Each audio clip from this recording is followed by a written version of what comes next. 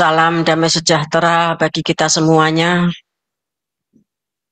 Kita akan mendengarkan firman Tuhan dengan tema Dewan Musyawarah Besar, Wahyu pasal 4. Sebelum masuk di dalam berita yang besar dan dahsyat yang terjadi di balik tirai di alam Maha Kudus,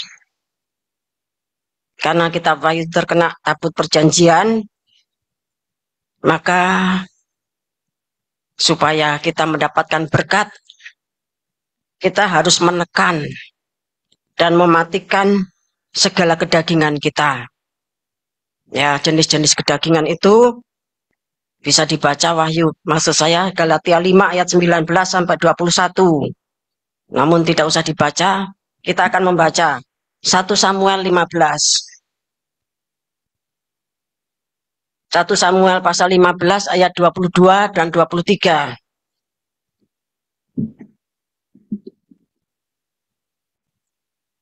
Tetapi jawab Samuel, apakah Tuhan itu berkenan kepada korban bakaran dan korban sembelihan?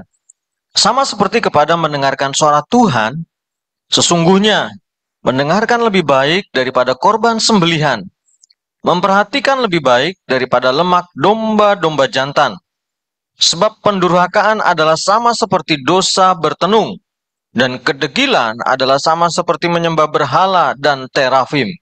Karena engkau telah menolak firman Tuhan, maka ia telah menolak engkau sebagai raja. Ya, ini ayat-ayat ini sudah sering kita baca, ya kita dengar dan saya jelaskan. Jadi mendengar dan taat serta percaya itu lebih dari korban apapun. Ya. Karena kedegilan itu artinya orang yang degil itu orang yang sangat keras kepala atau orang yang tidak taat. Orang yang degil itu sama dengan penyembah berhala. Berhalanya apa? Ya berhalanya perasaannya. Berhalanya itu dirinya sendiri. Bapak Ibu yang dikasih Tuhan, ya. Kemudian kita baca juga Markus 16 ayat 14.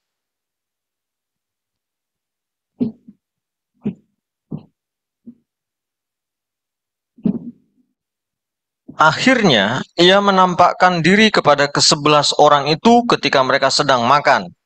Dan ia mencela ketidakpercayaan dan kedegilan hati mereka, oleh karena mereka tidak percaya kepada orang-orang yang telah melihat dia sesudah kebangkitannya. Ya, Tuhan Yesus datang di tengah-tengah murid-muridnya sesudah kebangkitannya.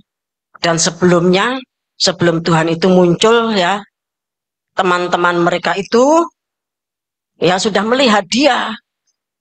Dan kemudian diberitakan kepada murid-murid yang lainnya. Tapi mereka itu tidak percaya, ya. Mereka tidak percaya kepada orang yang telah melihat dia, dan Tuhan mengatakan, ya, ia mencela ketidakpercayaan dan kedegilan hati mereka. Jadi orang yang tidak percaya, Bapak Ibu yang kasih Tuhan, itu sama juga dengan orang yang degil, ya.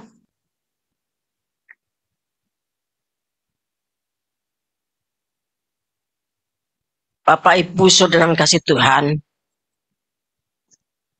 Ibrani pasal 11 ayat 1 mengatakan, saya baca, iman atau percaya adalah dasar dari segala sesuatu yang kita harapkan. Jadi kalau kita mengharapkan sesuatu, kita harus punya iman. Dan bukti dari segala sesuatu yang tidak kita lihat. Jadi orang beriman itu adalah orang yang tidak melihat apa yang dia harapkan karena belum datang. Nah, orang yang tidak percaya, orang yang tidak punya iman, Bapak Ibu yang dikasih Tuhan, itu adalah orang yang degil. Dia adalah penyembah berhala. Kita tidak bicara iman di pintu gerbang. Kita tidak juga berbicara tentang iman di pintu kemah. Ya.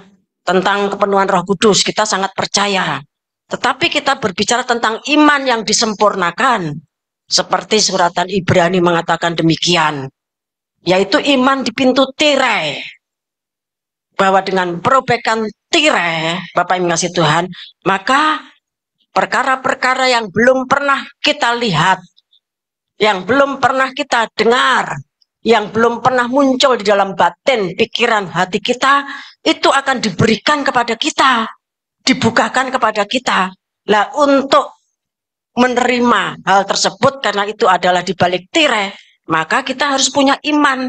Kita harus percaya kepada orang yang berbicara kepada saudara, seperti teman-temannya 11 rasul, ya, 11 muridnya Tuhan itu sudah melihat, dan mereka bercerita kepada yang 11 tadi. Tetapi mereka tidak percaya apa yang dikatakan oleh saudaranya yang betul-betul melihat Tuhan.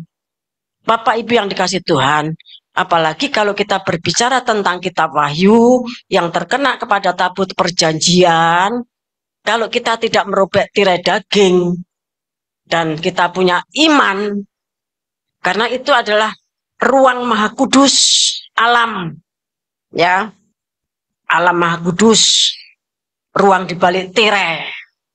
Kalau saudara mati, ya saudara nanti baru percaya.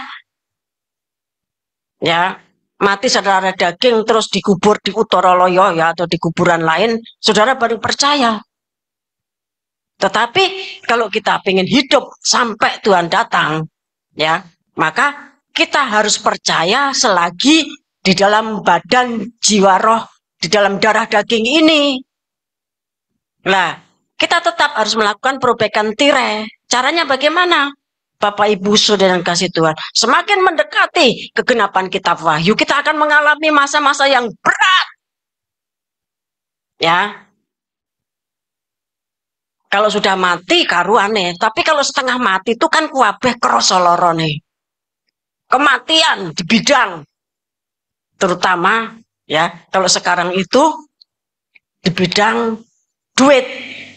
Bapak Ibu yang dikasih Tuhan, sekalipun itu mamon, ya, dan menuntut kita untuk menyembahnya, ya, kita tidak menyembah mamon, tetapi kita memohon berkat Tuhan sehari cukup untuk sehari.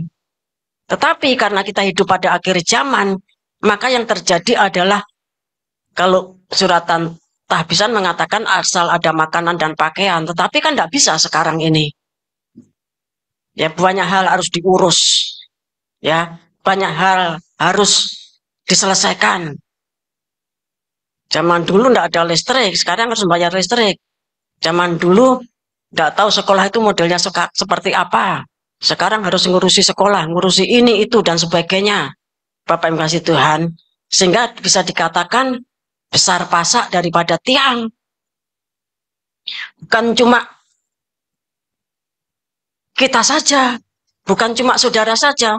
Orang sak jagat ini mengalami masa-masa yang sulit. Bapak yang kasih Tuhan, saya sendiri juga mengalami masa-masa yang berat. Saya nunggak SPP, cucu saya Jion itu sampai 4 bulan. Mei, Juni, Juli, Agustus. Nunggak, Bapak yang kasih Tuhan. Ya, saudara tentunya sudah bisa melihat secara kasat dengan mata jasmani saja seberapa berkat saya. Semua yang dulu berkat pelayanan diakonia di Ngelaga itu sudah tidak ada. Ya, berkatnya meligi itu hanya dari persembahan dan persepuluhan. Bapak yang kasih Tuhan, saya juga merasakan masa-masa yang berat. SPP nunggak sampai 4 bulan. Bapak yang kasih Tuhan. Ya. Oleh sebab itu, inilah yang disebut perobekan tirai daging, mematikan daging. Kalau kita tidak berbicara tentang kitab Wahyu, kita tidak usah ngomong perobekan tirai. Tetapi kita ngomong pengajaran, kita ngomong kesaksian, kita ngomong doa puasa sembah. Tetapi semakin mendekati hari-hari kitab Wahyu itu digenapi, maka akan terjadi perobekan tirai daging yang sangat berat. Bapak Ibu Saudara yang dikasih Tuhan, ya. Kita baca Yesaya pasal 48.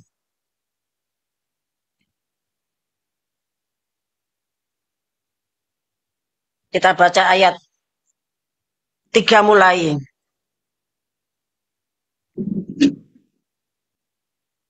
Firman Tuhan, hal-hal yang terjadi di masa yang lampau telah kuberitahukan dari sejak dahulu.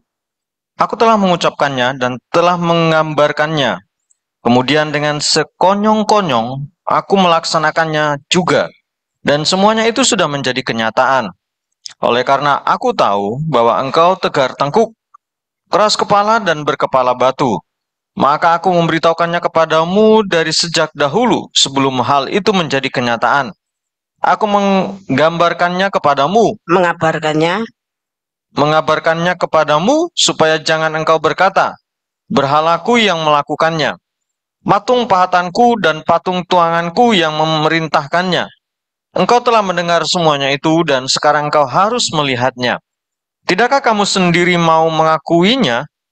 Aku mengabarkan kepadamu hal-hal yang baru dari sejak sekarang, dan hal-hal yang tersimpan yang belum kau ketahui. Baru sekarang hal-hal itu diciptakan, dan bukan dari sejak dahulu. Dan sebelumnya engkau tidak mendengarnya, supaya jangan engkau berkata, memang aku telah mengetahuinya. Engkau tidak mendengarnya ataupun mengetahuinya. Juga telingamu tidak terbuka dari sejak dahulu. Tetapi aku telah mengetahuinya, bahwa engkau berbuat khianat sekeji-kejinya, dan bahwa orang menyebutkan engkau pemberontak sejak dari kandungan. Oleh karena namaku, aku menahan amarahku, dan oleh karena kemasyuranku, aku mengasihani engkau, sehingga aku tidak melenyapkan engkau. Sesungguhnya, aku telah memurnikan engkau, namun bukan seperti perak, tetapi aku telah menguji engkau dalam dapur kesengsaraan. Aku akan melakukannya oleh karena aku, ya, oleh karena aku sendiri. Sebab masakan namaku akan dinajiskan, aku tidak akan memberikan kemuliaanku kepada yang lain. Ya.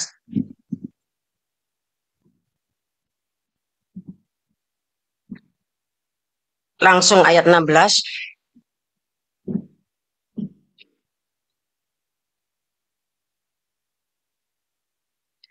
Mendekatlah kepadaku, dengarlah ini.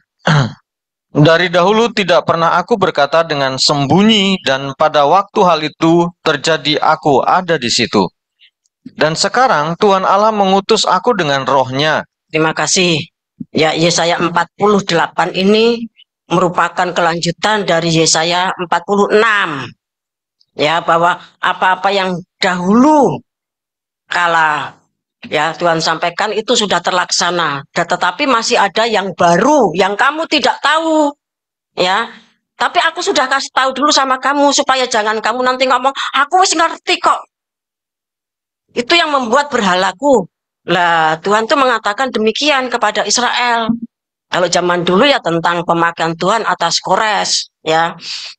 Tetapi pada akhir zaman itu menunjuk kepada pemakaian Tuhan atas bangsa kita, bangsa Indonesia ini, yang dari dalamnya itu muncul 60% hierarki satu.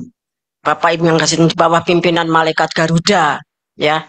Itu yang orang Israel belum tahu, yang bangsa-bangsa ya belum tahu. Tetapi Tuhan katakan pada saat semuanya itu nanti digenapi, aku tuh ada di situ. Ya, Tuhan yang memerintahkan, Tuhan yang mengutus, Tuhan yang melaksanakan apa yang direncanakan. Jadi merupakan penegasan dari Yesaya 46. Bapak Ibu kasih Tuhan, ya. Tanggal ini kesaksian sedikit. Tanggal 17 Agustus tahun 1997 adalah penataran hikmat marifat yang pertama di Bandi Alit, ya. Dengan doa puasa bermacam-macam puasa sampai puasa melek, saudara, ya. Kemudian sembah, meditasi, latihan fokus dan syafaat. Saya pribadi ya diajari Bapak pemimpin, ya.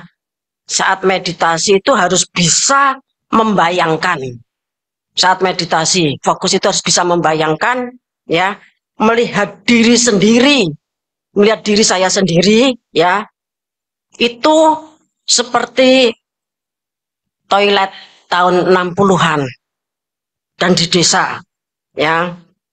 Saat masih SD, ya, di desa, toilet itu tidak seperti sekarang, tetapi disebut kakus atau jumbleng, ya. Itu dibuat dari tanah yang digali, kemudian di atasnya itu dikasih bambu, ya, yang dirangkai begitu, kemudian di tengahnya itu ada lubangnya. Kemudian kalau orang pup itu jongkok di situ, di sini ada kolah untuk air, ada gayung, ya. Nah, Bapak yang kasih Tuhan, ya, di bawahnya itu ada feses atau tinja, atau bahasa gampangnya gitu tai, ya. Pup itu kelihatan. Dan kalau itu semakin banyak begitu, maka penuh dengan maggot atau berenga atau belatung yang sangat banyak sekali memenuhi jumlah tersebut. Bapak Ibu yang kasih Tuhan, saya lihat persis itu bertahun-tahun, ya. Tapi anak sekarang, ya, orang zaman sekarang sulit melihat hal tersebut, apa yang dimaksudkan Bapak pemimpin itu, ya. Saya dikatakan harus bisa melihat bahwa diri saya ini kotor, seperti jumbleng yang penuh tai dan penuh dengan uget-uget, ya, besar-besar begitu, maggot atau berenga. Nanti kalau sudah hampir penuh begitu, kasih sampah, cuma tutup, gali yang baru lagi. Bapak Ibu yang kasih Tuhan, ya. Kemudian dikatakan harus bisa melihat diri sendiri, bukan orang lain. Diri sendiri itu sebagai jumbleng yang kotor, seperti itu. Bapak Ibu yang kasih Tuhan. Kemudian, ya, harus bisa merasakan bahwa dosa diri kita, diri saya sendiri itu yang paling banyak,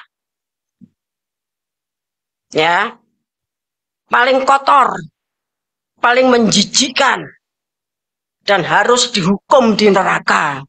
Kemudian Bapak pemimpin itu mengatakan, menggambarkan, ya, perempuan berdosa dan orang Farisi yang mengadakan pesta, ya.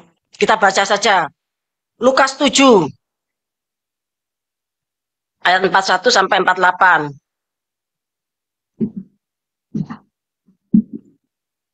Ada dua orang yang berhutang kepada seorang pelepas uang, yang seorang berhutang 500 dinar, yang lain 50. Karena mereka tidak sanggup membayar, maka ia menghapuskan hutang kedua orang itu. Siapakah di antara mereka yang akan terlebih dahulu mengasihi dia? Jawab Simon, aku kira dia yang paling banyak dihapuskan hutangnya. Kata Yesus kepadanya, betul pendapatmu itu. Dan sambil berpaling kepada perempuan itu, ia berkata kepada Simon, engkau lihat perempuan ini, aku masuk ke rumahmu, namun engkau tidak memberikan aku air untuk membasuh kakiku. Tetapi dia membasahi kakiku dengan air mata dan menyekanya dengan rambutnya.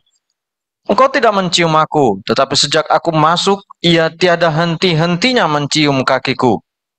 Engkau tidak meminyaki kepalaku dengan minyak, tetapi dia meminyaki kakiku dengan minyak wangi.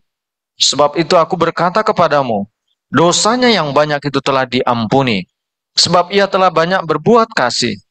Tetapi orang yang sedikit diampuni, sedikit juga ia berbuat kasih. Nah, orang yang sedikit diampuni, sedikit berbuat kasih. Karena apa? Dia merasa tidak berdosa. Merasa dosanya itu cuma sedikit. Sehingga menuding orang lain. Tetapi perempuan ini karena dia memang berdosa banyak, ya.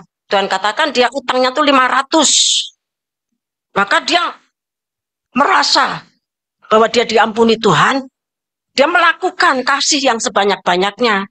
Tetapi orang yang merasa tidak berdosa, dia tidak akan berbuat kasih. Kemudian Bapak pemimpin itu mengatakan, kalau kamu merasa utangmu sangat banyak sekali, dosamu besar sekali, kamu harus banyak mengasihi Tuhan dan sesama. Kamu harus berbuat kasih. Bapak Ibu mengasihi Tuhan. Kemudian, ya, dididik pula. kamu itu ibaratnya mukamu itu diteploki tai, kamu harus diam, memintakan ampun, kamu harus berdoa. Ya, itu sudah dididikkan kepada saya, Bapak yang kasih Tuhan. Bahkan jauh sebelum tahun 97 itu, ya, sejak perintisan itu didikan Tuhan itu sudah terus-menerus, ya.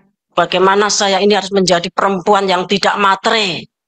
Bagaimana saya ini harus menjadi orang yang rajin bekerja. Bapak yang kasih Tuhan, menjadi seorang yang rajin bekerja, menjadi perempuan yang tidak matre, ya, dan menyadari bahwa diri ini lebih kotor dari jumblang zaman kuno. Bapak Ibu yang dikasih Tuhan, dan saya berharap kesaksian saya ini juga menjadi berkat untuk kita semuanya. Kita baca Matius 11 ayat 25-26. Ajakan juru selamat. Pada waktu itu berkatalah Yesus, Aku bersyukur kepadamu Bapa, Tuhan langit dan bumi, karena semuanya Engkau sembunyikan bagi orang bijak dan orang pandai, tetapi Engkau nyatakan kepada orang kecil. Ya Bapa, itulah yang berkenan kepadamu. Ya, jadi memang Tuhan itu, ya, menyatakan rahasianya yang besar itu kepada orang yang kecil. Dia menyembunyikan rahasianya itu bagi orang yang bijak dan orang pandai. Yang dipilih itu orang-orang yang kecil, dan Tuhan itu berkenan dengan pilihannya itu. Sehingga kalau kita ini merasa diri kita itu, ya, besar, dahsyat, ya, kita harus hati-hati. Kita baca 1 Korintus pasal 1 ayat 23-31.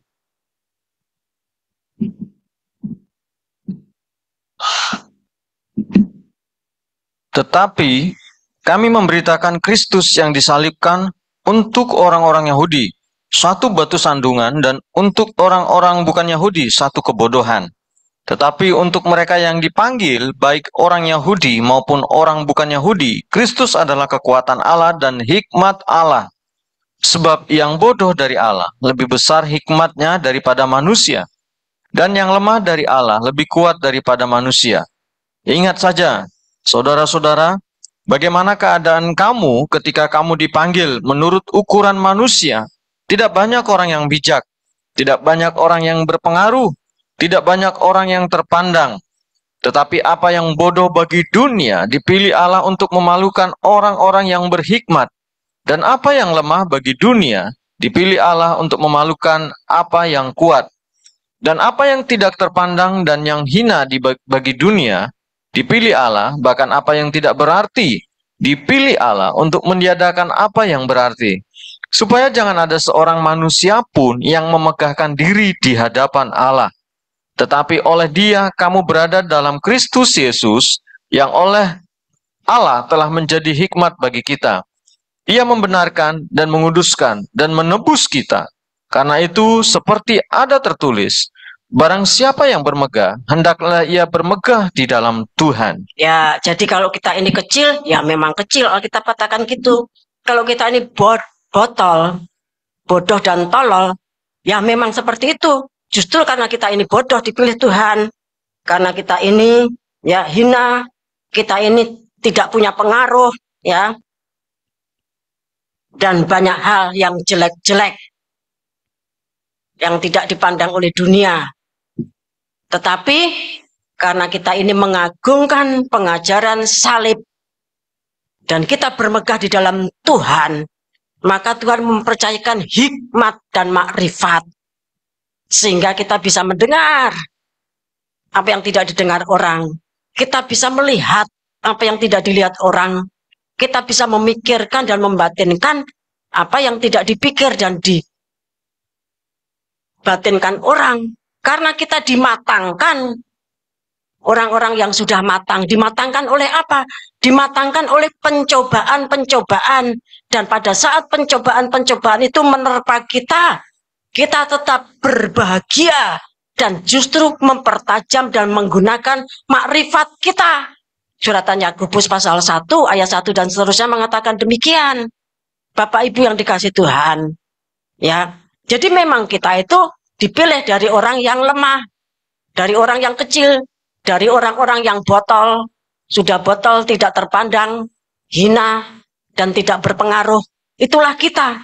Jadi kalau ada orang ngomong begitu, betul banget, Bapak yang kasih Tuhan, betul banget. Ya, tetapi kekuatan kita adalah di dalam pengajaran salib. Bapak Ibu yang dikasih Tuhan, ya.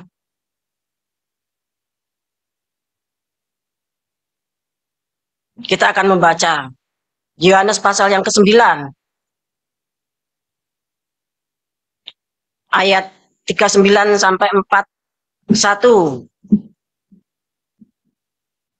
Kata Yesus, "Aku datang ke dalam dunia untuk menghakimi, supaya barang siapa yang tidak melihat dapat melihat, dan supaya barang siapa yang dapat melihat menjadi buta." Kata-kata itu didengar oleh beberapa orang Farisi yang berada di situ, dan mereka berkata kepadanya, "Apakah itu berarti bahwa kami juga buta?" Jawab Yesus kepada mereka, "Sekiranya kamu buta, kamu tidak berdosa. Tetapi karena kamu berkata, kami melihat, maka tetaplah dosamu." Ya, jadi orang yang merasa diri baik, ya. Tuhan katakan sekiranya kamu, ya, berdosa dan mengakui, maka Tuhan membuat dia melihat. Tetapi karena mereka itu berkata, ya, tidak berdosa, maka kekalah dosanya. Bapak Ibu yang dikasih Tuhan, jadi untuk mendekat, untuk berada tegak tercacak di pintu tirai, ya. Jadi kewajiban kita sekarang ini tegak tercacak di dalam iman, supaya sebagai jatun liar itu jangan sampai dipatahkan. Lah, tegak tercacak di dalam iman di pintu tirai itu artinya kita tegak tercacak di pintu tirai. Sekalipun setengah mati, Bapak yang mengasihi Tuhan, terjadi besar pasak daripada tiang, ya, sehingga setiap hari itu cenut-cenut, bingung, tujuh keliling, ya, daripada bingung-bingung wis pasrah bongkoan, ya, nek meh mati keluwen monggo kerso, ndang nyemplung nang kapal, Bapak yang mengasihi Tuhan. Itu kalau kita berani seperti itu, justru kita tidak akan mati seperti Sadrah, Mesah, Abednego. Ya, kalau kamu menyembah patung, kamu tidak akan masuk dapur api. Ya, tapi apa kata Sadrah, Mesah, Abednego? Ya, dia akan tetap menyembah Allahnya. Sekalipun dimasukkan dapur api, tidak masalah. Tuhan tidak menolong pun, artinya sampai mati di dapur api pun tidak akan menyerah. Nah, persiapan seperti ini, Bapak yang ngasih Tuhan, itu harus dimiliki oleh orang Kristen akhir zaman. Karena nanti akan menghadapi kegenapan, meterai-meterai dibuka. Ya, akan munculnya roh-roh antikris yang membuat banyak roh di bawah mezbah itu nanti banyak sekali menggenapkan jumlahnya dari Wahyu pasal 6 itu. Bapak Ibu Saudara yang kasih Tuhan, ya. Kita baca Yohanes pasal yang ketiga. Kita baca ayat 30 sampai 36.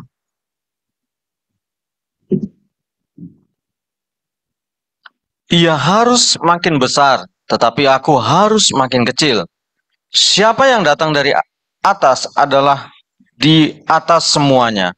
Siapa yang berasal dari bumi, termasuk pada bumi, dan berkata-kata dalam bahasa bumi. Siapa yang datang dari surga adalah di atas semuanya." Ya, terima kasih. Ya, ini adalah kesaksian Yohanes tentang Tuhan Yesus. Ya, kita fokus pada ayat 31. Ya, Yohanes bersaksi ini kisaran tahun 30. Ya, karena usianya itu unda-undi. Ya, sepantaran dengan Tuhan Yesus cuma selisih beberapa bulan. Ya, ketika Tuhan Yesus berumur 30, dan mulai melayani, maka dia dibaptis dulu oleh Yohanes Pembaptis. Kemudian murid-muridnya itu ya nek carane saiki ini kaya lapor ngobong-ngobongi. Kalau sing mau baptis dhisik iki ning kono dheke ya nampa murid, baptis uang. Ya. Terus Rasul Yohanes menjawab, dia harus makin besar, ya. Tetapi aku harus makin kecil. Kasih Tuhan. Kemudian maksud saya Yohanes Pembaptis ini paham betul siapa yang datang dari atas, ya, adalah di atas semuanya. Tetapi siapa yang berasal dari bumi, termasuk pada bumi dan berkata-kata dalam bahasa bumi. Siapa yang datang dari surga adalah di atas semuanya. Ini menunjuk kepada Tuhan Yesus Kristus. Pada waktu itu, Bapak yang kasih Tuhan, ya 12 murid itu belum terkumpulkan. Kitab Wahyu belum ada. Ya, Kitab Wahyu itu belum ada. Karena Rasul Yohanes itu menerima Kitab Wahyu kisaran ya tahun 100-an. Antara 90 sampai 100. Bapak yang kasih Tuhan. Sementara apa yang diucapkan Yohanes ini kisaran tahun 30-an, lebih sedikit. Ya. Jadi siapa yang datang dari atas adalah di atas semuanya. Tetapi siapa yang berasal dari bumi, termasuk pada bumi dan berkata-kata dalam bahasa bumi. Diulangi lagi oleh Yohanes Pembaptis, siapa yang datang dari surga adalah di atas semuanya. Bapak Ibu yang kasih Tuhan, ini menunjuk pertama kepada Tuhan Yesus, kemudian menunjuk kepada Wahyu pasal 10. Bahwa dia yang datang dari surga, yaitu Tuhan Yesus Kristus itu di atas semuanya. Tetapi yang di bumi, itu berkata-kata dengan bahasa bumi. Dan siapa yang datang dari surga adalah di atas semuanya.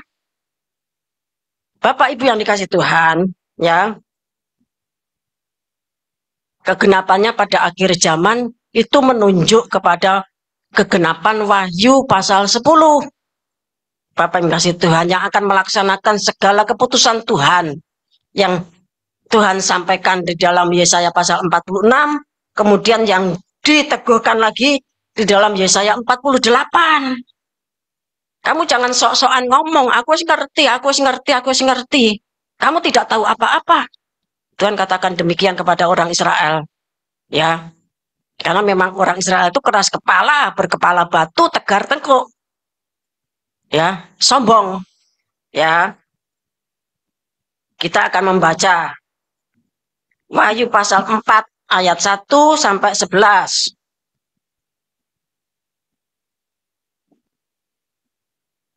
Dibaca agak cepat saja. Wahyu pasal 4 ayat 1 sampai 11. ke-24 tua-tua dan keempat binatang. Kemudian daripada itu aku melihat sesungguhnya sebuah pintu terbuka di sorga dan suara yang dahulu yang telah kudengar berkata kepadaku seperti bunyi sangkakala, katanya, naiklah kemari dan aku akan menunjukkan kepadamu apa yang harus terjadi sesudah ini.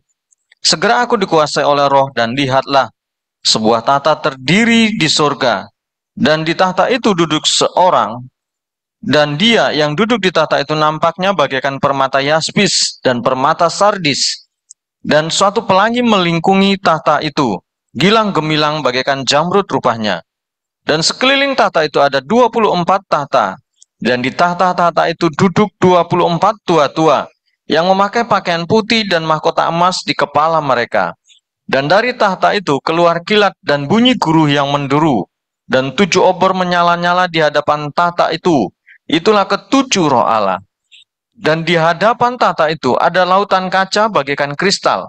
Di tengah-tengah tahta itu ada di sekelilingnya ada 4 makhluk penuh dengan mata, di sebelah muka dan di sebelah belakang. Adapun makhluk yang pertama sama seperti singa, dan makhluk yang kedua sama seperti anak lembu, dan makhluk yang ketiga mempunyai muka seperti muka manusia. Dan makhluk yang keempat sama seperti burung nasar yang sedang terbang. Dan keempat makhluk itu masing-masing bersayap 6, sekelilingnya dan di sebelah dalamnya penuh dengan mata. Dan dengan tidak berhenti-hentinya mereka berseru siang dan malam, Kudus, kudus, kuduslah Tuhan Allah yang Maha Kuasa, yang sudah ada dan yang akan datang. Dan setiap kali makhluk-makhluk itu mempersembahkan puji-pujian dan hormat dan ucapan syukur kepada Dia yang duduk di atas tahta itu dan yang hidup sampai selama-lamanya, maka tersungkurlah ke-24 tua-tua itu di hadapan Dia yang duduk di atas tahta itu. Dan mereka menyembah Dia yang hidup sampai selama-lamanya. Dan mereka melemparkan mahkotanya di hadapan tahta itu sambil berkata, Ya Tuhan dan Allah kami, Engkau layak menerima puji-pujian dan hormat dan kuasa, sebab Engkau telah menciptakan segala sesuatu, dan oleh karena kehendak-Mu, semuanya itu ada dan diciptakan. Terima kasih. Ya, jadi Wahyu pasal 4 ini, Bapak Ibu yang dikasihi Tuhan, itu merupakan Dewan Musyawarah Tuhan. Yang tentunya, ya itu sudah sering terjadi. Namun demikian, sekarang ini sedang terjadi Dewan Musyawarah ya besar dari Wahyu pasal 4. Kalau tadi kita membaca judulnya, ya intinya gitu, Wahyu pasal 4 itu adalah ke-24 tua-tua dan keempat binatang. 24 tua-tua itu menunjuk kepada 12 rasul hujan awal dan 12 rasul hujan akhir. Ya, kemudian keempat binatang itu menunjuk kepada keempat Injil. Ya, jadi Dewan Musyawarah itu berisi ya orang yang datang ke dalam Dewan Musyawarah besar, di mana Tuhan dengan tahtanya kemudian ada Zamrud yang sangat dahsyat. Nah, di situ ada para malaikat. Di situ ada ya 7 guru. Di situ ada ya 24 ketua. Di sini para nabi. Kemudian dikatakan ada lautan kaca. Bapak Ibu yang dikasih Tuhan, lautan kaca itu gambaran dari laut tuangan atau bejana pembasuhan. Ya, bejana pembasuhan itu menunjuk kepada orang-orang yang setelah percaya kepada Tuhan Yesus Kristus kemudian lahir baru menjadi anggota kerajaan surga, menjadi anggota dari kapalnya Tuhan. Bapak Ibu yang dikasih Tuhan, ya, Dewan Musyawarah Tuhan ini, jadi urutannya setelah kita melaksanakan P4, penyucian pendamaian, kemudian ya pemeteraian dan penebusan, maka kita sebentar melakukan napak tilas. Kalau kemarin saudara melihat ya acara 17 Agustus di IKN, ya saya melihat yang di sini di IKN, sini yang di Jakarta. Nah, di tengah-tengah itu ada diorama atau tapak tilas. Tapak tilasnya itu tentang gerakan kaum muda, ya, yang menculik Soekarno-Hatta di Rengas Dengklok tanggal 16 Agustus untuk dibawa ke Jakarta dan secepatnya umumkan kemerdekaan Republik Indonesia. Sudah bisa cari itu tentang Rengas Dengklok. Itu gerakannya kaum muda. Ya, kalau untuk sejarah umat manusia, kita yang hidup pada akhir zaman ini diperhitungkan secara umur dan secara peta zaman, kita ini orang-orang muda. Bapak Ibu Tuhan, maka kita harus mempercepat hari Tuhan. Ada ayatnya, kapan dulu pernah saya sampaikan, tetapi tidak untuk saat ini. Ya, jadi tapak tilas itu gerakan kaum muda di Rengas Dengklok yang menculik ya Soekarno-Hatta itu langsung dibawa ke Jakarta, kemudian tanggal 17 Agustus mengumumkan kemerdekaan Republik Indonesia. Jadi peristiwa Rengas Dengklok itu penting, Bapak Ibu ngasih Tuhan, ya. Jadi setelah P4 kemudian ada sedikit tapak tilas, ya. dari pelayanan kitab Wahyu, sekalipun itu cuma mungkin 1%-nya dari seluruh kegerakan kitab Wahyu, Bapak mengasihi Tuhan, dan ada perintah untuk secepatnya diwujudkan. Karena setelah capek kita masih berdiam untuk secepatnya diwujudkan. Kemudian setelah itu ada Dewan Musyawarah Besar, Wahyu pasal 4 yang dimulai ya hari Minggu tanggal 11. Yang hari Minggu kemarin sudah saya umumkan ya, Bapak Wesley Sitorus itu mengatakan nanti malam ada pemberitaan kitab Wahyu pasal 10. Ya, kemudian dia katakan dia itu dapat tempat duduk di padang rumput ya, di tengah ya, dan berita itu disampaikan oleh beberapa orang, tetapi yang saya saksikan ya Bapak Wesley Sitorus itu. Bapak mengasihi Tuhan, sampai sekarang ini Dewan Musyawarah Besar Wahyu pasal 4 itu belum selesai. Jadi Wahyu pasal 4 itu menunjukkan Dewan Musyawarah Besar.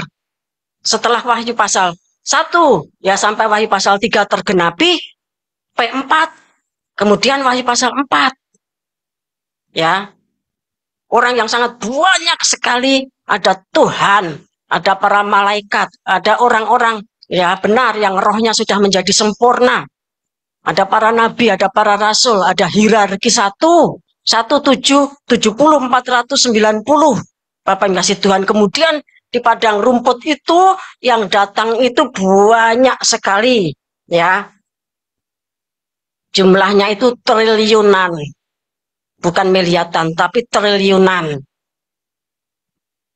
ya. Saudara, Dewan Musyawarah Besar Wahyu pasal 4 ini akan berlanjut nanti malam dan akan terus berlanjut sampai 31 Agustus. Yang diberitakan Wahyu pasal 1 sampai Wahyu pasal 22. Bapak Ibu yang kasih Tuhan. Oleh sebab itu, setelah ibadah sudah makan, langsung tidur. Nggak usah keluyuran, nggak usah begadang. Karena jalannya itu sempit dan yang datang itu banyak sekali suk-suan. Suk-suan itu hanya berhimpit-himpitan.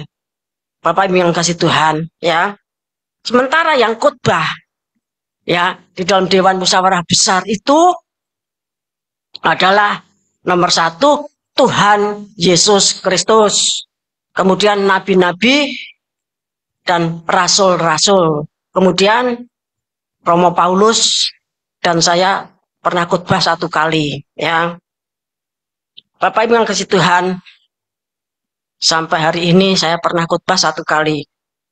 Wahyu, ya, Dewan Musyawarah Besar Wahyu pasal 4 ini tadi sudah saya katakan itu dimulai 11 Agustus sampai nanti 31 Agustus ya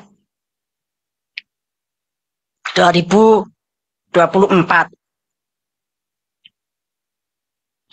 Jadi fokusnya itu tadi kita baca Wahyu pasal 4 itu 24 tua-tua dan 4 binatang. 4 binatang itu menunjuk Matius, Markus, Lukas, Yohanes. Artinya itu Injil. Orang yang percaya Injil itu dikumpulkan semuanya. Kemudian kalau kita membaca Wahyu pasal 4 ayat 11, ya. Tolong Pak Rudi dibaca ulang. Ya. Tengahnya dalam bahasa Inggris.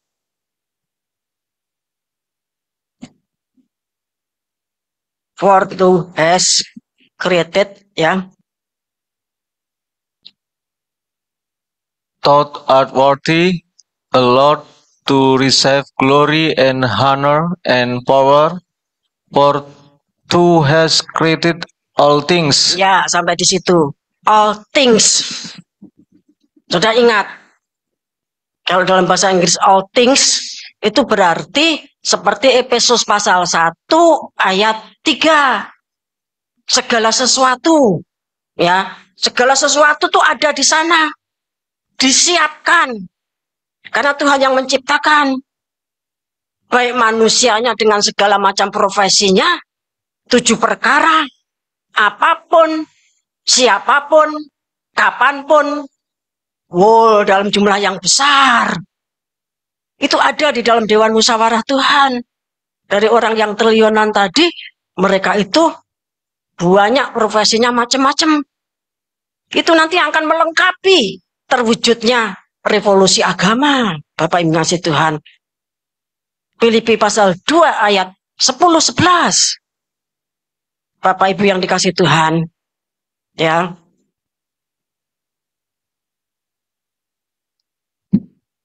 Efesus pasal 1 ayat 3, 4 tidak usah dibaca, itu tentang berkat-berkat surgawi yang akan menyertai.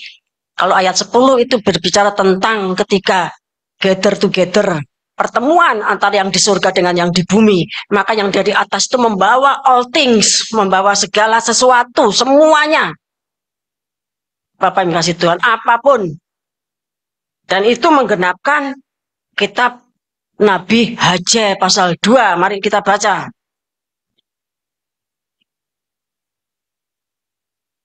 Haggai pasal yang kedua, ayat yang kelima sampai 7.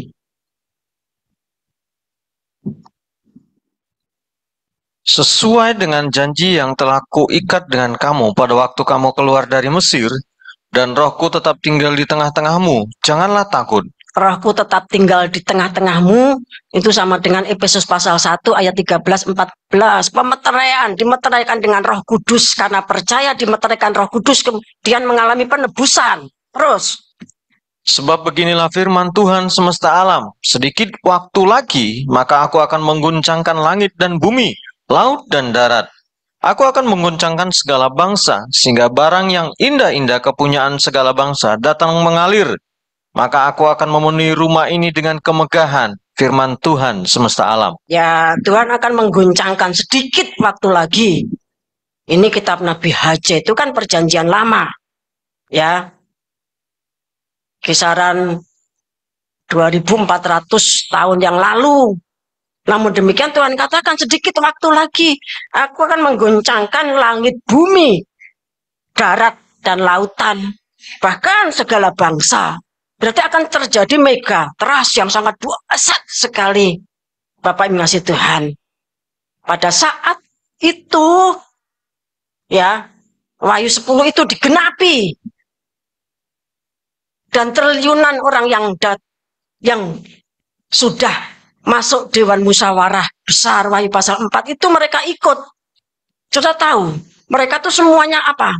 Ngacung, saya ikut ke Jogja, saya ikut ke Jogja, saya ikut ke Jogja.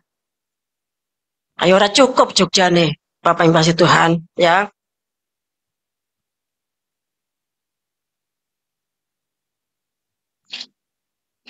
Nanti saya kasih tahu urut-urutannya.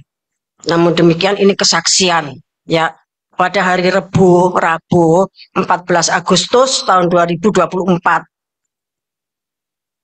Ya, di sana itu puji-pujiannya yang dinyanyikan itu lagu kegerakan. Seperti tadi, ya.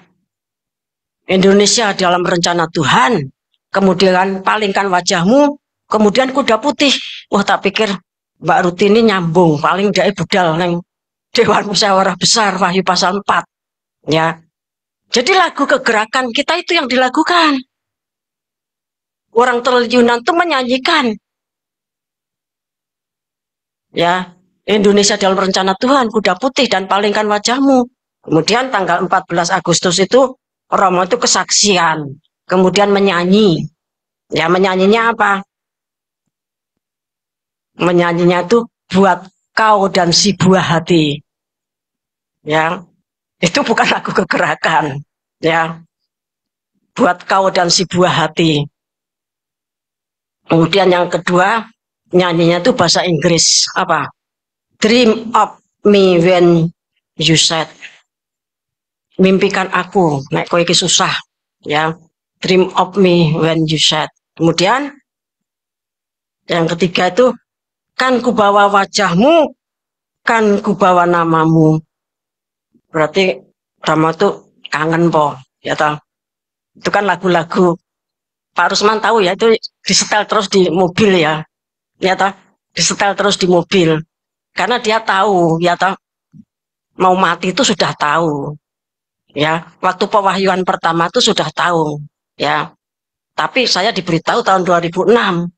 Lah sehingga itu seperti lagu-lagu kenangan itu didengar terus dari Gelagah Jogja, dari Jogja ke Bali, dari Jogja Bande Alit, Jogja Triwanggulasi. Ya, kalau pokok bawa mobil itu disetel. Bapak yang kasih itu dinyanyikan. Karena memang ya namanya orang banyak tuh kan dulu kita pernah nyanyi di di Gelagah itu. Kita pernah nanggap band toh nyanyi ya. Tapi saya enggak bisa nyanyi ya. Kemudian ketika di Trianggulasi juga pernah ada karaoke. Saudara boleh nyanyi apapun. Nah, ternyata di sana tuh seperti itu. Bapak yang ngasih Tuhan, karena yang datang itu bukan manusia dari planet lain, tetapi manusia dari bumi.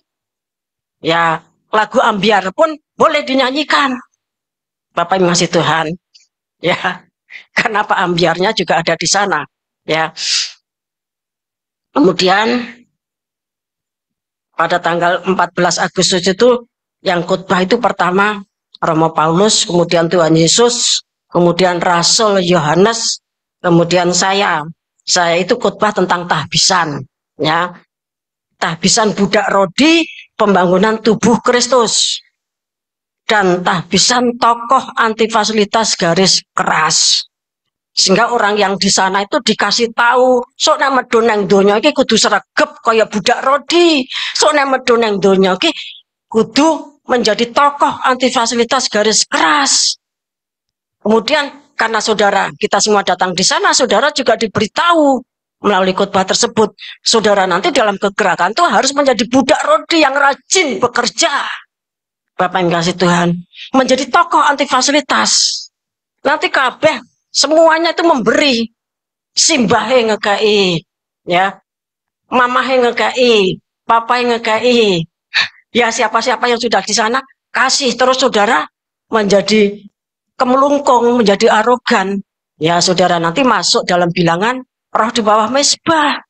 Jadi ya sampai di sana pun khotbah saya tuh ya seperti itu adalah tesis saya, ya, tesis saya itu persiapan ya pentahbisan budak rodi dan tokoh anti fasilitas garis keras.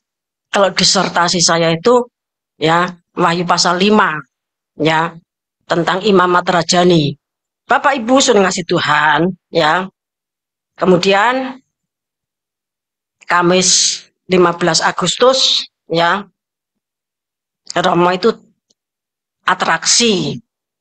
Kalau di sini kan ibadah kita ada hiburan atraksi, tamburin. Kalau pas acara khusus gitu ada drama dari anak-anak muda. Bapak Ibu Tuhan, di sana juga ada atraksinya apa? Romo itu tampil dengan kungfu. Kesukaannya tuh Ip Man. Ya. Ip Man, ya. Kemudian nyanyinya Cintaku Tak Terbatas Waktu. Ya, itu lagunya yang diciptakan Dedi Dores, dinyanyikan siapa itu saya lupa.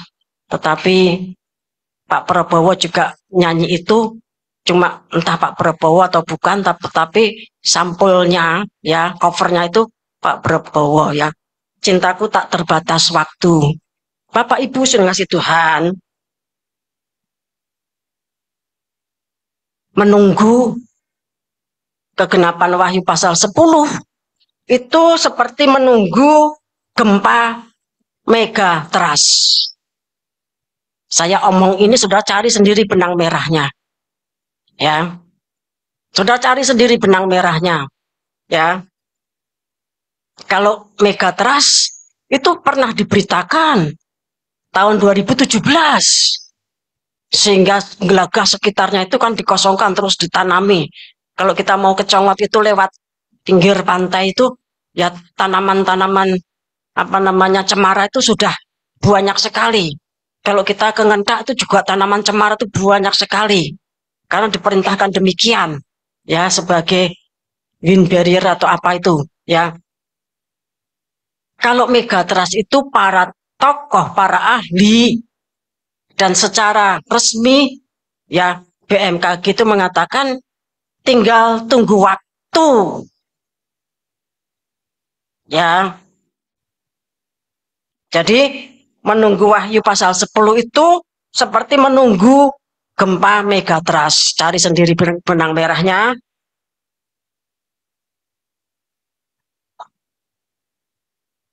BMKG itu sangat dahsyat mengatakan demikian itu karena melihat gempa Jepang itu yang tanggal 8 Agustus ya. Dengan kekuatan 7,1, kemudian kalau tidak salah beberapa hari kemudian gempa Taiwan itu.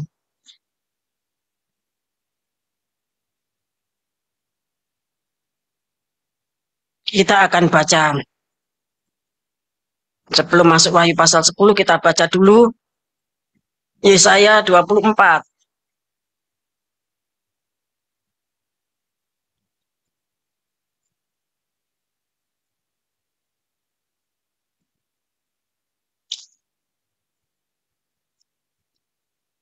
Kita baca ayat yang ke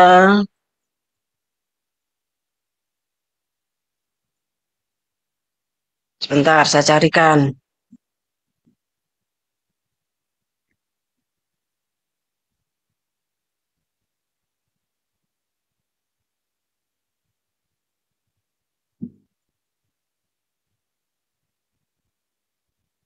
Kita baca mulai ayat 3.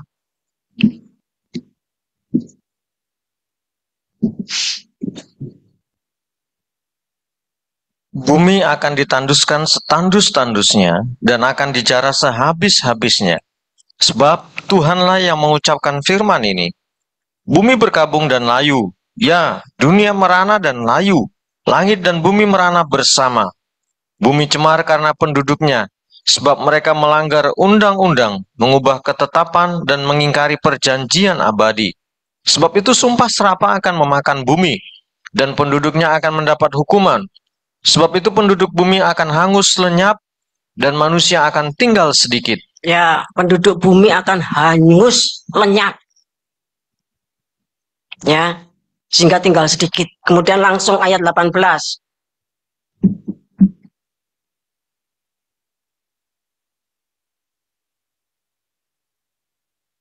Ayat 18. Maka yang lari karena bunyi yang mengejutkan akan jatuh ke dalam pelubang, dan yang naik dari dalam pelubang akan tertangkap dalam jerat, sebab tingkap-tingkap di langit akan terbuka, dan akan bergoncang dasar-dasar bumi. Ya, jadi nanti pada waktu Wahyu pasal 10 itu digenapi, ya, kalau ada yang turun dari surga, Bapak Ibu saudara yang kasih Tuhan, berarti kan pintunya harus dibuka, sekalipun bukan pintu-pintu langit. Kalau pintu-pintu langit itu menunjuk kepada peristiwa pada zamannya Nabi Nuh, dan nanti pada saat Matius 24 ayat 37 dan seterusnya itu digenapi, bahwa kedatangan Tuhan itu nanti akan sama seperti pada zamannya Nabi Nuh, di mana tingkap-tingkap langit itu dibuka. Nah, tetapi kalau untuk turunnya malaikat Garuda dari surga, maka tingkap langit itu juga dibuka. Nah, ketika tingkap langit itu dibuka, maka ya dasar-dasar bumi itu bergoncang. Bapak yang kasih Tuhan, lempengan-lempengan bumi itu bergoncang.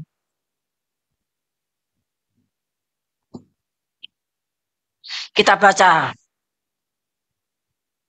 Ini urutan-urutan ya dari yang turun itu. Kita baca Wahyu pasal 10 ayat 1.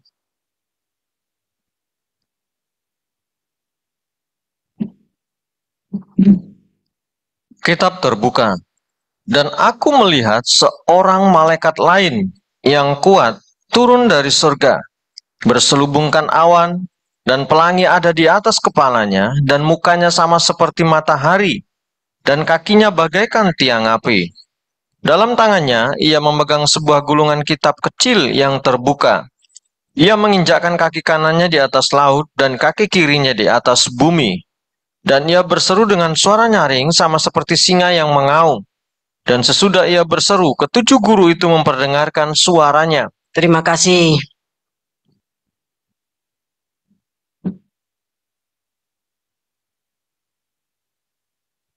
Ya, jadi dikatakan seorang.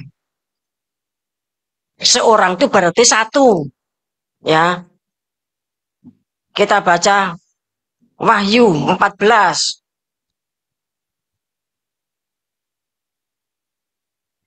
Ayat yang ke-6.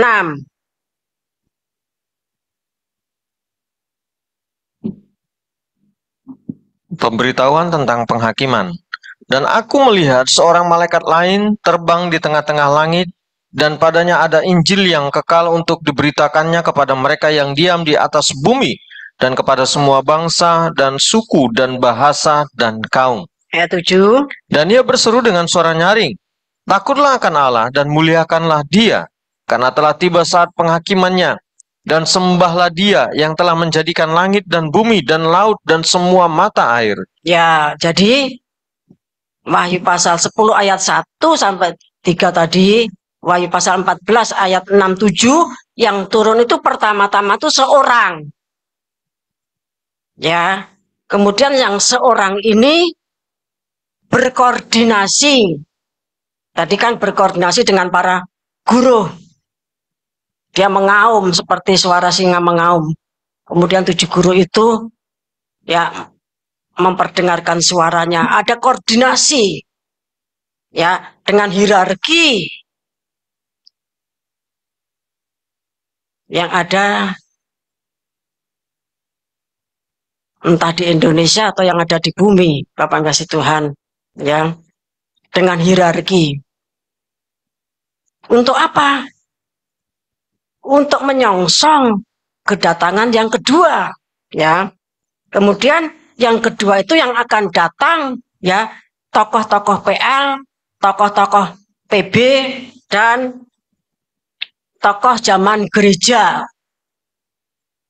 Tokoh zaman gereja itu selama abad pertama sampai abad 20, ya. Itu yang datang. Mereka itu datang di tempat kita. Tapi pertama-tama yang satu itu kemudian berkoordinasi untuk menyambut kedatangan yang kedua. Kedatangan yang kedua bukan maksudnya kedatangan Tuhan yang kedua, tetapi kedatangan tokoh PLPB dan tokoh gereja. Koordinasinya apa? Ya, tempatnya nanti di mana, bagaimana penyambutan, ya, untuk tokoh-tokoh yang datang kedua itu, dan waktunya tentunya ada jeda waktu berapa saat, tidak tahu, Bapak yang kasih Tuhan. Jadi datang pertama itu rapat, rembukan dengan hierarki yang ada. Iki meh teko tamu, ya, ini, lah diatur penempatannya, termasuk transportasi, akomodasi, konsumsi, dan lain sebagainya. Bapak yang kasih Tuhan. Kemudian setelah itu ada koordinasi antara yang datang pertama dengan yang datang kedua tadi. Kegerakan ini akan dilaksanakan seperti apa? Karena kegerakan itu dari timur ke barat, seperti Yesaya 41 ayat 1 dan seterusnya. Seperti Matius pasal 24 ayat 27, bahwa kedatangan Tuhan itu dari timur ke barat. Nanti akan seperti apa? Kegerakan 4 kuda, seperti Zakaria pasal 6 ayat 6. Nanti akan dikoordinasikan. Setelah itu, yang datang kedua tadi pulang ke negaranya masing-masing. Bapak yang kasih Tuhan, pulang ke negaranya masing-masing, barulah yang triliunan tadi pulang ke negaranya masing-masing. Ya, seperti sudah pernah saya katakan, di tiap-tiap negara itu ada 700 ya tangga. Ya. Tangga tentunya tangga makrifat. Tangga yang bersifat astral. Bapak yang kasih Tuhan. Jadi satu, koordinasi dengan 7 guru dan sebagainya. Tadi yang disebutkan Wahyu 10 ayat 3 kan cuma 7 guru. Tetapi kan tentunya 70, 490 dan sebagainya. Bapak yang kasih Tuhan. Setelah itu rembukan, kemudian menyiapkan untuk kedatangan yang kedua para nabi, para rasul, dan tokoh-tokoh gereja. Kemudian setelah terjadi koordinasi, klik, ya, deal, mereka semuanya pulang ke negaranya masing-masing. Ya, pulang ke negaranya masing-masing. Para nabi itu kan ya sudah di dalam alam tubuh astral. Tetapi mereka itu datang bukan seperti hantu gentayangan, bukan seperti arwah gentayangan, tetapi mereka itu datang seperti Tuhan Yesus Kristus.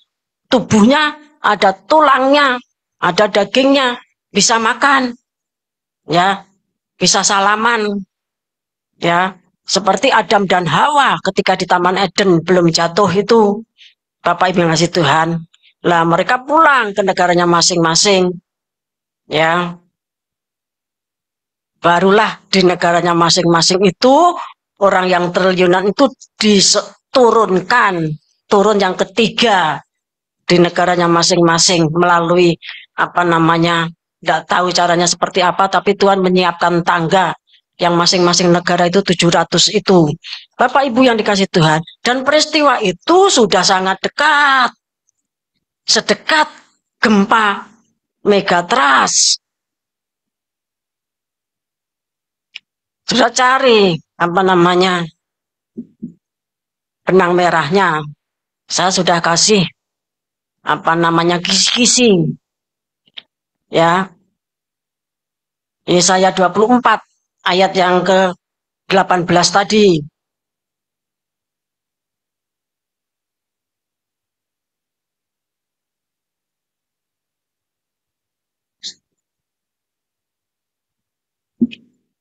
Kalau tingkap di langit itu dibuka, maka dasar-dasar bumi itu akan berguncang. Maknanya apa? Ya, dipikir sendiri. HJ 2 ayat 5 sampai 7 tadi, Tuhan itu akan menggoncang langit. Langitnya itu digoncang. Karena apa? Dibuka untuk turunnya malaikat sang surya. Goncang. Ya, untuk turunnya para nabi, para rasul, dan tokoh-tokoh gereja. Buka. Bergoncang. Bapak kasih Tuhan. Langit, bumi, darat, laut. Kemudian bangsa-bangsa digoncang. Bapak yang kasih Tuhan. Tetapi bersamaan dengan itu, kekayaan bangsa-bangsa yang mereka turun itu mengalir ke dalam bait Allah. Ke dalam pembangunan tubuh Kristus. Bapak Ibu sudah ngasih Tuhan. Ya.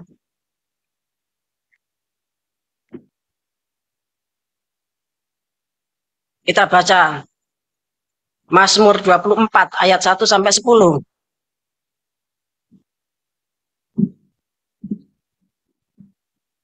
Kedatangan Raja kemuliaan dalam bait Allah, Mazmur Daud. Tuhanlah yang empunya bumi serta segala isinya, dan dunia serta yang diam di dalamnya. Sebab dialah yang mendasarkannya di atas lautan, dan menegakkannya di atas sungai-sungai. Siapakah yang boleh naik ke atas gunung Tuhan? Siapakah yang boleh berdiri di tempatnya yang kudus? Orang yang bersih tangannya dan murni hatinya, yang tidak menyerahkan dirinya kepada penipuan dan yang tidak bersumpah palsu. Dialah yang akan menerima berkat dari Tuhan dan keadilan dari Allah yang menyelamatkan dia. Itulah angkatan orang-orang yang menanyakan dia, yang mencari wajahmu, ya Allah Yakub, Sela. Angkatlah kepalamu, hai pintu-pintu gerbang, dan terangkatlah kamu, hai pintu-pintu yang berabad-abad, supaya masuk Raja kemuliaan. Siapakah itu Raja kemuliaan? Tuhan jaya dan perkasa, Tuhan perkasa dalam peperangan.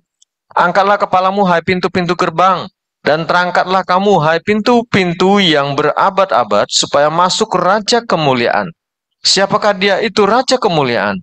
Tuhan semesta alam, dialah Raja kemuliaan. Ya, ayat-ayat ini yang dulu diberitakan ketika pembukaan pintu gerbang timur, ya, di Papua, di Jayapura itu. Nah, pintu-pintu gerbang yang berabad-abad tertutup itu nanti terbuka menjelang kedatangan Raja Mulia, yaitu Tuhan Yesus. Namun sebelum Tuhan datang, Bapak Ibu yang kasih Tuhan, maka haruslah terjadi berita. Injil yang kekal itu diberitakan. Kemudian penghakiman, penghukuman Ya, Wahyu 14 ayat 6-7 itu diberitakan juga tentang 7 meterai, 7 sangkakala, 7 bokor murka Allah itu diberitakan supaya manusia itu bertobat. Sampai nanti pada puncaknya terjadi revolusi agama. Ya, kita baca Filipi pasal 2.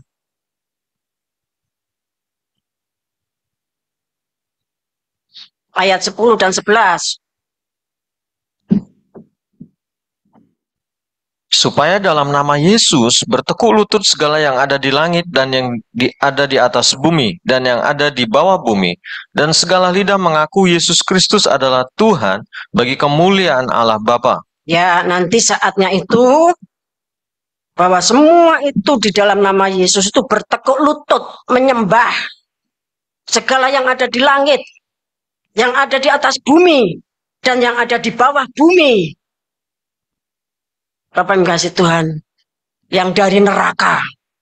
Ya, kemudian semua lidah itu nanti akan mengaku bahwa Yesus Kristus adalah Tuhan, Sang Maha Pencipta, langit bumi seisinya.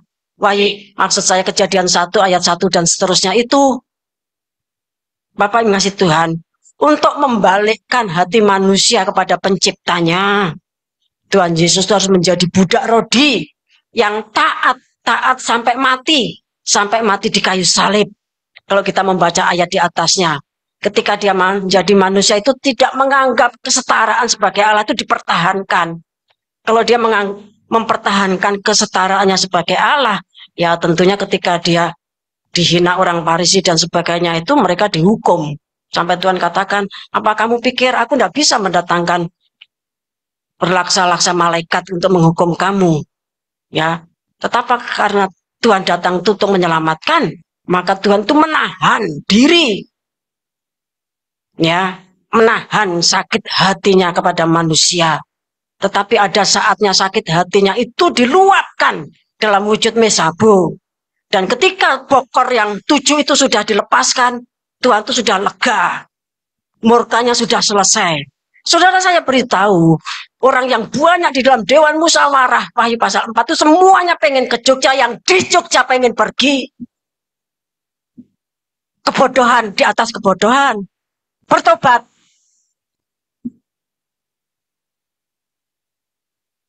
Bapak yang mengasihi Tuhan.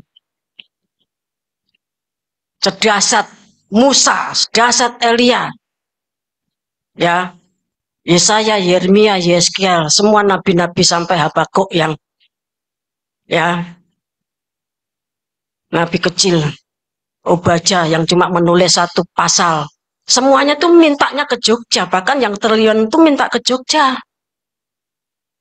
Karena di mata dunia Indonesia itu terkenalnya ya nomor 1 Bali, kemudian Jogja, dan akhir-akhir ini Danau Toba, ya, dengan segala macam hal-halnya. Kemudian sekarang tentunya IKN, ya, kemudian ya semua pulau-pulau itu sekarang berlomba untuk memajukan daerahnya sehingga menjadi daerah wisata yang terkenal, baik yang di Sulawesi maupun yang di Kalimantan, yang di Papua, semuanya yang membangun diri. Bapak Ibu Saudara yang dikasih Tuhan, tetapi Jogja itu terkenal sebagai kota pelajar. Ya, kalau Jakarta itu ibu kota negara yang kemarin, ya, tapi mulai dipindahkan ke Kalimantan. Jogja itu kota pelajar. Semua orang dari luar pulau itu pengennya sekolah di Jogja. Bapak Ibu yang dikasih Tuhan, ya. Jadi apa yang saya sampaikan ini belum pernah didengar orang. Apa yang saya sampaikan ini belum pernah dilihat orang.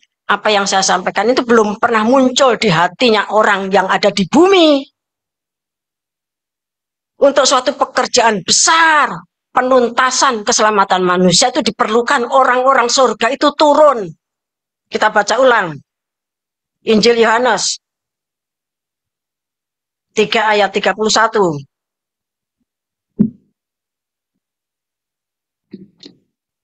Siapa yang datang dari atas adalah di atas semuanya, Siapa yang berasal dari bumi, termasuk pada bumi dan berkata-kata dalam bahasa bumi, siapa yang datang dari surga adalah di atas semuanya. Ya, jadi malaikat Sang Surya, malaikat Garuda, 7, ya.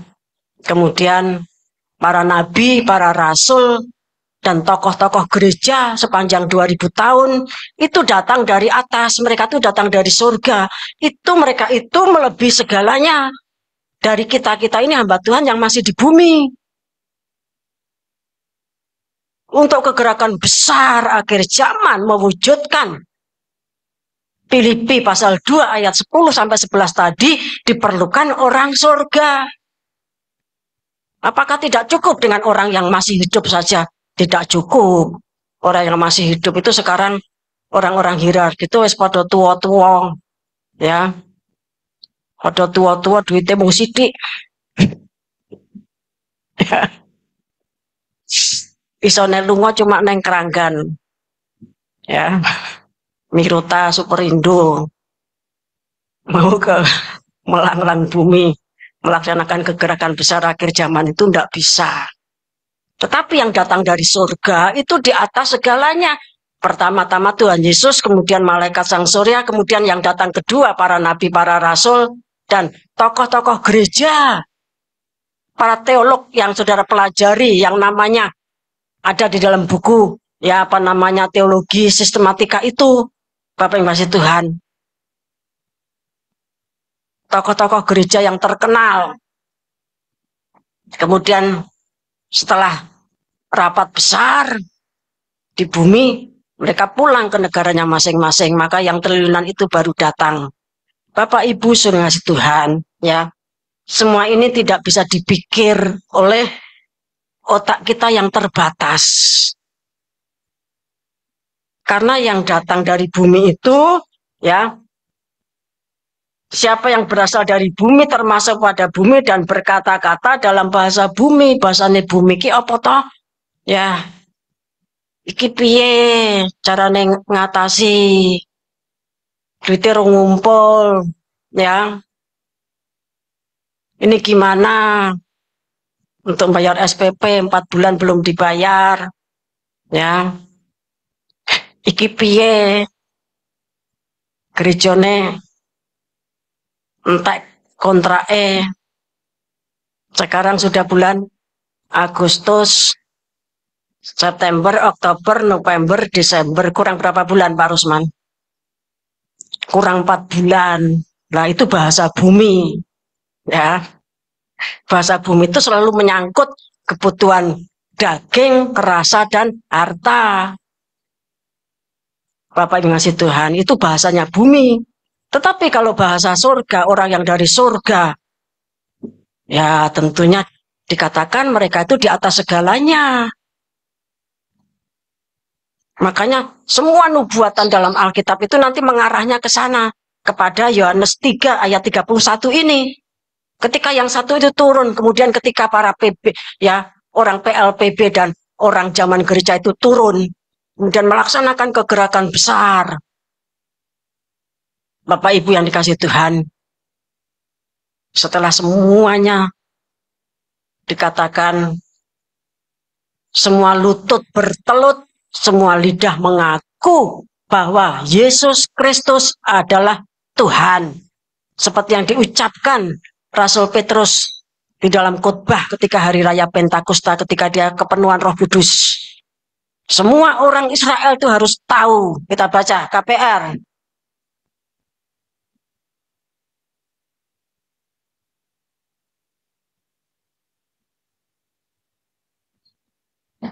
KPR 2 ayat 36.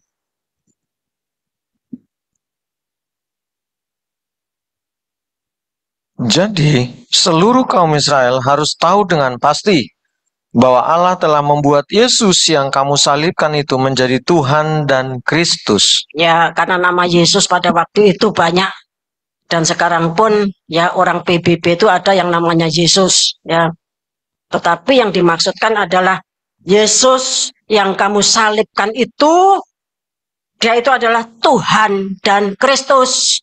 Dia itu adalah pencipta langit bumi seisinya. Dia itu adalah yang menciptakan manusia, yang menciptakan langit bumi seisinya melalui firman-Nya, dan yang menjadikan manusia dibentuk sesuai dengan gambar dan teladan Tuhan. Bapak Ibu sudah kasih Tuhan, waktunya itu sudah sangat dekat. Dan secara tidak kita ketahui, ternyata Tuhan tuh mengatur semuanya tuh teratur rapi. Setelah penyucian Wahyu pasal 23, maka langsung Wahyu pasal 4 dilaksanakan. Ya. Mulai tanggal 11 sampai 31 Agustus. Dewan Musyawarah Besar Wahyu pasal 4. Nah, ketika itu nanti sudah terjadi, ya, kalau kita Wahyu ketetapan masa itu kan bulannya bulan Juli. Tetapi kalau orang Israel itu tahun barunya kan bulan September, ya. Tapi saya tidak mengatakan apapun, ya. Saya tidak mengatakan apapun, ya. Dan Romo itu mati pun aku sendiri katanya. Ayo mati dewe lah. Ya, saya mau mati kok situ ya. Apa yang kasih Tuhan? Itu 11 September tahun 2015. Bapak Ibu yang dikasih Tuhan. Tapi saya tidak nyambungkan tidak ada apa-apa ya. Tetapi saudara cari benang merahnya sendiri. Oleh sebab itu, Bapak Ibu yang kasih Tuhan,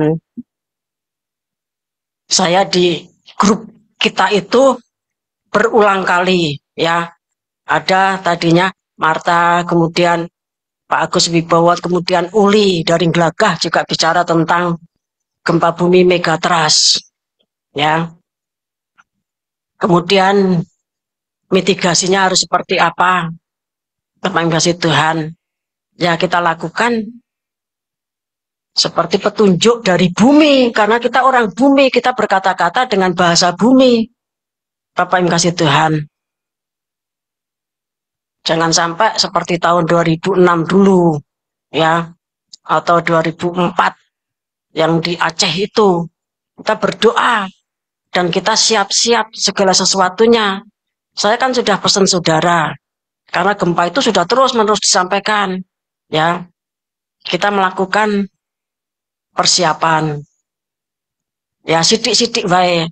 Engko nek expired mentek pangan, tukune sing anyar, pangan meneh, tuku meneh, pangan meneh sampai waktunya tiba.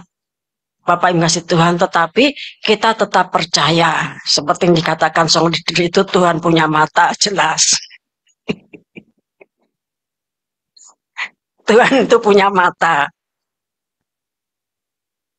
Terus ada lagu, Gusti ora sare. Ya, Tuhan itu tidur loh. Ya, di buritan kapal itu kan tidur. Sampai kapalnya kepenuh, terisi air. Artinya gempa itu punya mata, gempa itu punya kaki. Bencana itu punya mata, punya kaki. Melakukan neng di. Ya. Ya nek rumahnya orang Israel ada tanda darah, ya dilewati. Tapi nek orang Israel apa namanya degil, orang percaya, keras kepala, berkepala batu dan tidak taat. Berarti dia orang yang menyembah berhala. Ya mati. Bapak yang kasih Tuhan. Ya. Jadi bencana apapun, Mesabo itu punya mata, punya kaki, punya tangan. Ya. Karena itu adalah pekerjaannya hierarki 7 guru, 70 penantuan 490 penghulu yang dipimpin, dikemandoi dan dikendalikan oleh malaikat sang surya. Bapak Ibu yang kasih Tuhan. Ya, kita baca sebagai ayat terakhir. Keluaran 5.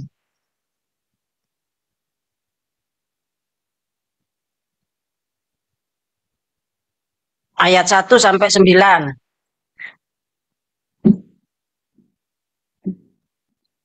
Musa menghadap Firaun, bangsa Israel makin ditindas. Kemudian Musa dan Harun pergi menghadap Firaun, lalu berkata kepadanya, "Beginilah firman Tuhan Allah Israel, biarkanlah umatku pergi untuk mengadakan perayaan bagiku di padang gurun." Tetapi Firaun berkata, "Siapakah Tuhan itu yang harus kudengarkan firman-Nya untuk membiarkan orang Israel pergi? Tidak kenal aku Tuhan itu, dan tidak juga aku akan membiarkan orang Israel pergi."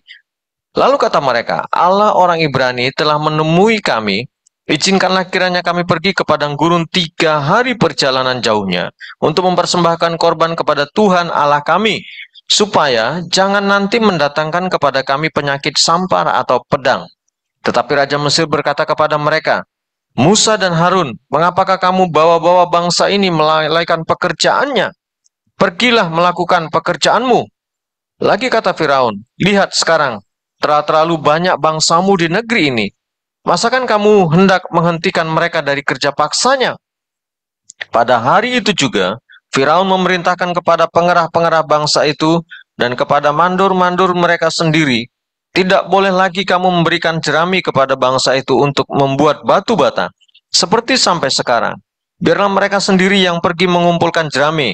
Tetapi jumlah batu bata yang harus dibuat mereka sampai sekarang, bebankanlah itu juga kepada mereka, dan jangan menguranginya, karena mereka pemalas. Itulah sebabnya mereka berteriak-teriak, 'Izinkanlah kami pergi mempersembahkan korban kepada Allah kami.' Pekerjaan orang-orang ini harus diperberat, sehingga mereka terikat kepada pekerjaannya dan jangan memperdulikan perkataan dusta." Ya, jadi penguasa Mesir itu membuat orang Israel itu terikat kepada pekerjaannya sehingga supaya jangan memperdulikan perkataan dusta. Jadi perkataannya Musa dan Harun itu sama Firaun dikatakan perkataan dusta. Mereka diikat oleh pekerjaannya. Kita baca pasal yang ke-6 ayat 7 sampai 9.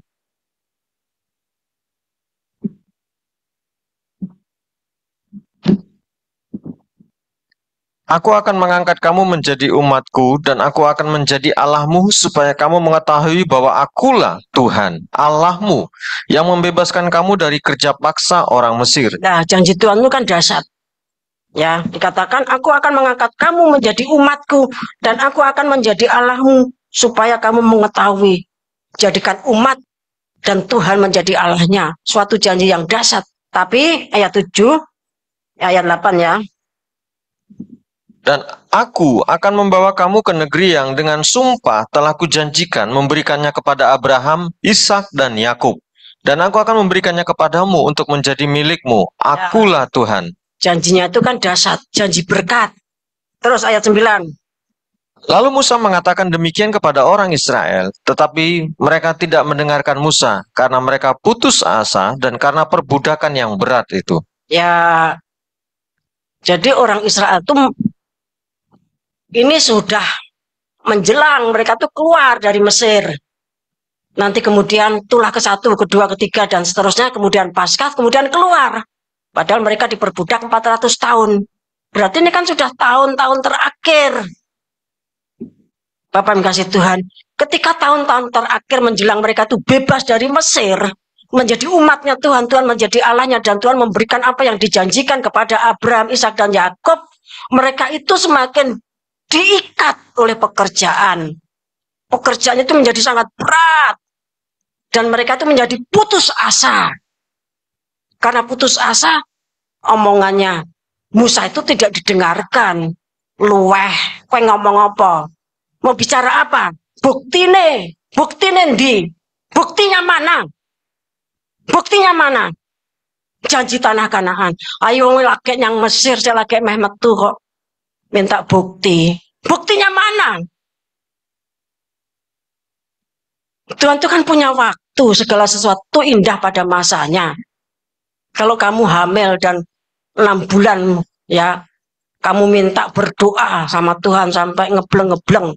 Biarlah anakku lahir, aku cepat pengen lihat buah hatiku. Ya, bahaya, Bapak yang kasih Tuhan. Segala sesuatu ada waktunya.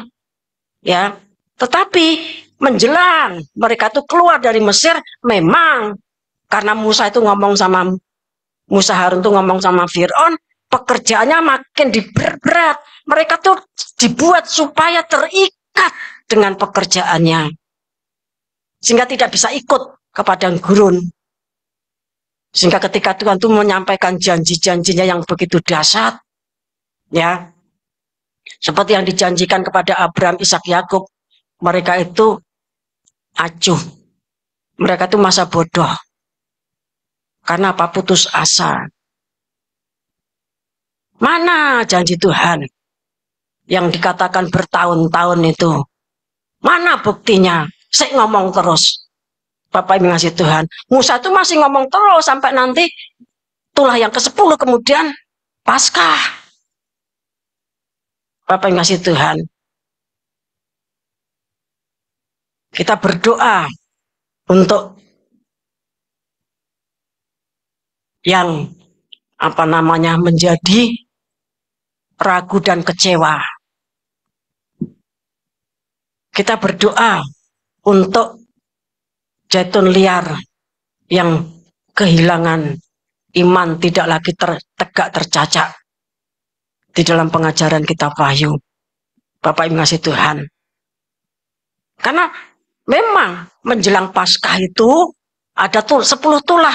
Kemudian Paskah baru lepas. Dan itu adalah hari-hari yang berat, hari-hari yang sulit, yang membuat umat itu menjadi putus asa. Saya bacakan ulang. Lalu Musa mengatakan demikian kepada orang Israel, tetapi mereka tidak mendengarkan Musa karena mereka putus asa dan karena perbudakan yang berat itu, artinya karena ikatan pekerjaan yang berat.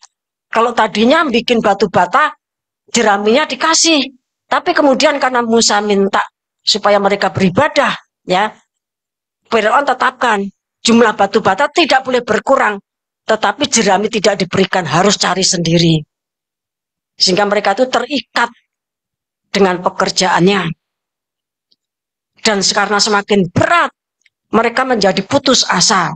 Karena putus asa tidak mendengarkan firman Tuhan, berhenti mendengarkan firman Tuhan. Inilah perbaikan tirai yang membuat kita setengah mati. Tetapi biarlah kita tegak tercacak di depan pintu tirai. Dengan cara apa? Ya, merubah tirai daging dengan doa. Ya, dengan berdoa supaya kita diberikan kekuatan. Sehingga ketika nanti langit itu terbuka, dasar-dasar bumi bergoncang. Ketika laut, darat, laut, langit, bumi, langitnya diorak-arik sama Tuhan, dibuka. Ketika langit bergoncang, bumi bergoncang, darat bergoncang, laut juga bergoncang. Bergoncangnya bumi itu berarti gempa bumi, bergoncangnya laut itu berarti tsunami. Bangsa-bangsa digoncang. Itulah saatnya kekayaan bangsa-bangsa itu mengalir ke dalam bait Allah. All things, ya, itu mengalir ke dalam bait Allah dalam pembangunan tubuh Kristus untuk mewujudkan bahwa semua lutut bertelut yang di langit, yang di bumi, yang di bawah bumi, dan semua lidah mengaku bahwa Yesus Kristus itu adalah Tuhan. Untuk mewujudkan hal tersebut, Bapak, Ibu, Saudara dan kasih Tuhan, perlu Yohanes 3 ayat 31 itu digenapi. Dulu Tuhan Yesus, kemudian pada akhir zaman, ya tentunya malaikat sang surya yang turun dari surga. Karena yang turun dari surga itu di atas segalanya. Kekuatannya itu lebih dari yang dari bumi. Bapak Ibu yang dikasih Tuhan. Dan itu sudah berjalan. Sebab itu biarlah kita ini, orang mengatakan apapun, kecil lah, botol lah, memang botol. Hina lah, memang hina. Tidak dihitung, ya. Tidak diperhitungkan, tidak terkenal, memang. Tetapi kita terkenal di dalam Dewan Musyawarah Besar itu. Ada yang duduk di depan, ada yang duduk di 7 batu gilang, ada yang duduk di 70 itu, ada yang duduk di 490, Ada yang duduk bersama triliunan orang itu. Bapak, Ibu, Saudara yang dikasih Tuhan, ya. Nanti kalau semuanya itu sudah terjadi, kita akan merasakan bahwa penderitaan kita di bumi ini tidak seberapa dibandingkan dengan kemuliaan yang akan kita terima dan bersifat kekal. Oleh sebab itu, biarlah masing-masing itu supaya kita ini bisa berbuat baik lebih banyak lagi, berbuat kasih lebih banyak lagi. Lihatlah bahwa kita ini adalah perempuan-perempuan berdosa. Perempuan itu menunjuk kepada gereja. Perempuan berdosa yang hutang kita itu 50 dinar. Tetapi biarlah orang Farisi itu merasa diri baik sehingga cuma punya utang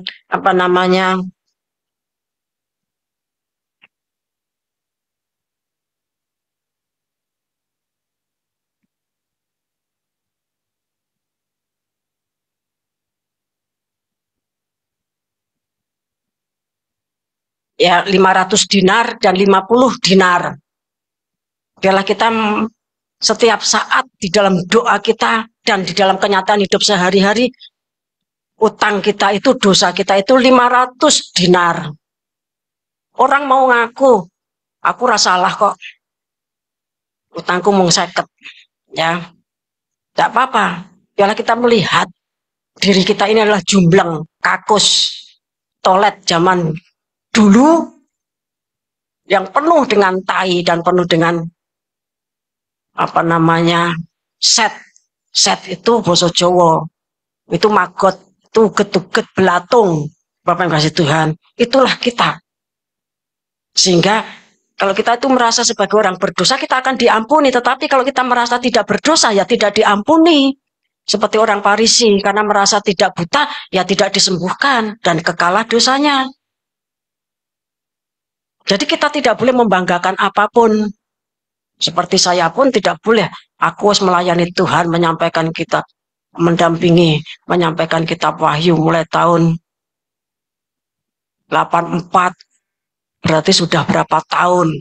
Ya. 84 itu berarti 16 ditambah 24 sudah 40 tahun. Aku wis ngrungokne kitab Wahyu 30 tahun. Aku wis ngrungokne kitab Wahyu iki ya 20 tahun, 20 tahun, setahun. Itu tidak boleh dibanggakan. Barang siapa berbangga adalah bermegah karena Tuhan. Bapak Ibu sudah ngasih Tuhan. Ya, biarlah kita semakin menyadari bahwa diri ini adalah orang yang paling jelek. Orang yang paling bodoh dan tolol. Yang paling hina, yang paling kecil, paling tidak terkenal.